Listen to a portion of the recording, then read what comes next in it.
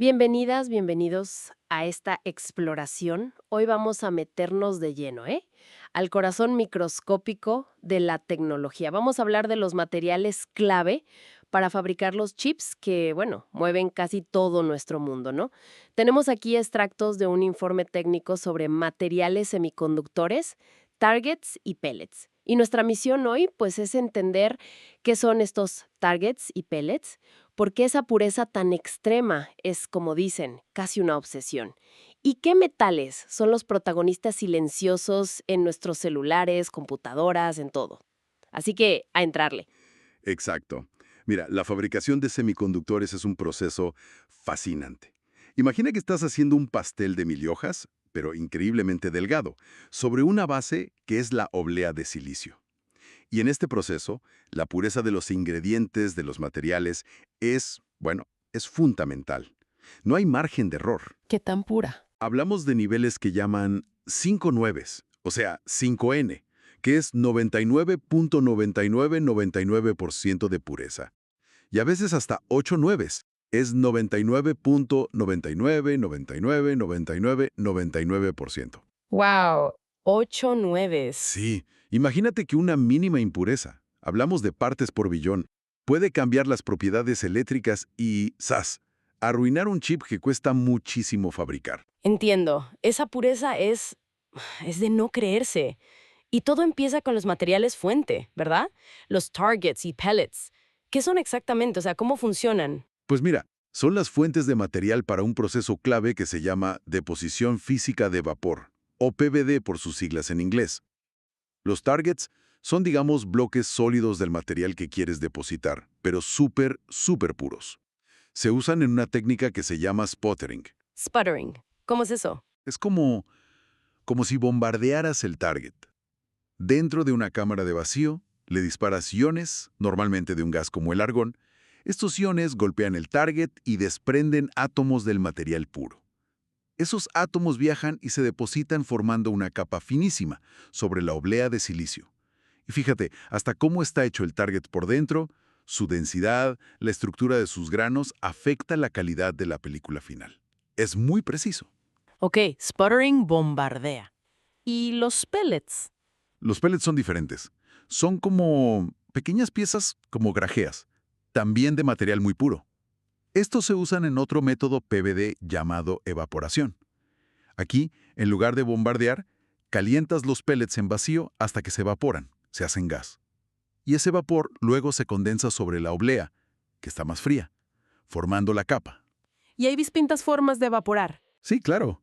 Hay métodos más simples, como la evaporación térmica, calentando con una resistencia, pero a veces puede contaminar un poco más.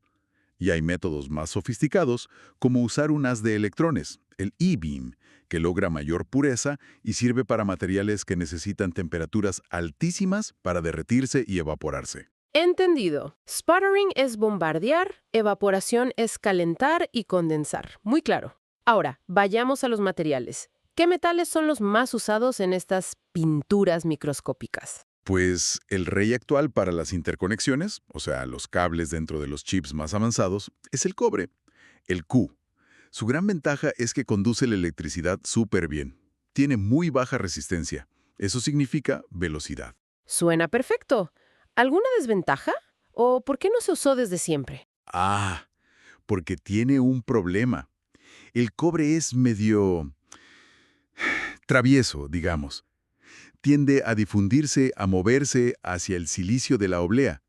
Y si llega al silicio activo, lo contamina y adiós chip. Aguas. Entonces, ¿cómo lo controlan? Exacto, necesita guardaespaldas.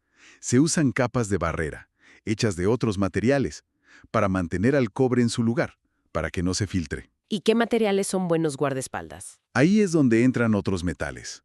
El tantalio, T, es excelente. Es muy estable y no reacciona fácil con el cobre. También se usa mucho el titanio, T, a veces en aleación con aluminio. Y de hecho, compuestos como el nitruro de titanio, TiN, o combinaciones como TiAl son barreras todavía más robustas, más resistentes al calor y al paso de la corriente. Mencionaste el aluminio, Al. ¿Ese ya pasó de moda o qué onda? Em, No exactamente de moda, pero sí se usa menos en las conexiones más críticas de los chips de punta. El aluminio fue el estándar por mucho tiempo, pero comparado con el cobre, tiene mayor resistencia eléctrica y sufre más de algo llamado electromigración, que es como si la propia corriente eléctrica desgastara el cable poquito a poquito, sobre todo cuando son muy delgados. Ah, ok. Entonces el cobre lo desplazo en esas aplicaciones de alta velocidad. Pero ojo, el aluminio sigue siendo súper importante en chips no tan rápidos, en ciertas capas y mucho en el empaquetado, en cómo se conecta el chip al exterior. Entiendo. Oye, y he oído hablar del cobalto, SEO. ¿Qué papel juega? Ah, el cobalto. Ese es el tema candente ahora mismo. Fíjate que se está viendo como una posible alternativa al cobre, pero justo cuando las cosas se ponen increíblemente pequeñas. Hablamos de geometrías por debajo de los 15 nanómetros. Eso es diminuto. Espera, ¿cómo? Habías dicho que el cobre tiene menor resistencia. ¿Por qué cambiarlo por cobalto si su resistencia base es mayor? Exacto. Ahí está lo interesante y lo contraintuitivo de la nanoescala. A esas dimensiones tan pequeñas, los electrones empiezan a chocar mucho con las paredes del cable. Es un efecto de dispersión superficial.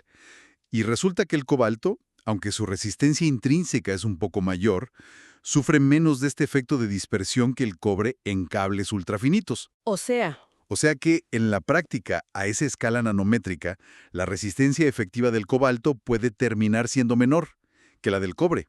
La física allá abajo funciona distinto, ¿ves? vaya, está cañón eso. La física en nanoescala es otro mundo. Totalmente. Y nos falta uno importante, el tungsteno, W. Este es vital para lo que llaman plugs o contactos verticales. Son como los pilares que conectan las distintas capas de metalización en el chip, ¿Y por qué tungsteno para eso? porque es muy robusto. Aguanta muy bien las altas temperaturas de los procesos posteriores. Es estable. Su detalle está más bien en cómo se deposita. Generalmente no se usa BPD, sino CVD, deposición química de vapor. Y el proceso CVD para tungsteno a veces usa un gas precursor, el WF6, que si no controlas las condiciones perfectamente, puede generar subproductos que corroan otros materiales. Es un proceso delicado. ¡Qué barbaridad! La cantidad de detalles y complejidad en cada capita, más fina que un pelo. Y con esa necesidad de pureza tan brutal, tiene sentido que existan empresas enormes como Honeywell o Materion que se dedican solo a eso, ¿no? A fabricar estos targets y pellets con una perfección casi real. Absolutamente. Garantizar esa pureza y la microestructura correcta del material es todo un arte y una ciencia en sí misma. Bueno, entonces, si tuviéramos que resumir esta inmersión que hicimos hoy. Punto 1. La pureza lo es todo, medida en esos 9. Ajá, Punto 2. Cada metal tiene su lugar y sus retos. El cobre es rápido, pero necesita barreras, como el tantalio, titanio. exacto. El tungsteno conecta capas, pero su aplicación requiere cuidado. El aluminio sigue vigente. Y el cobalto, bueno, el cobalto es promesa para lo ultra pequeño. Ujú. Punto 3. La elección entre sputtering, bombardear, y evaporación, calentar, depende de qué buscas, ¿no? Calidad, costo, material. Así es. Y hasta la estructura interna del target o pellet inicial importa muchísimo. Es como dices, una danza constante entre ciencia de materiales e ingeniería de procesos. Siempre empujada por la necesidad de hacer las cosas más pequeñas, más rápidas, más eficientes. La miniaturización no para. Y eso me deja pensando. Estamos viendo que materiales como el cobre empiezan a toparse con límites físicos a estas escalas nano. Y al mismo tiempo, la demanda de eficiencia energética en los chips es cada vez mayor. ¿Qué sigue? ¿Estaremos a punto de ver una revolución? ¿Quizás materiales completamente nuevos o compuestos que ni imaginamos, tomando el relevo en el corazón de nuestros próximos dispositivos? ¿Qué opinas?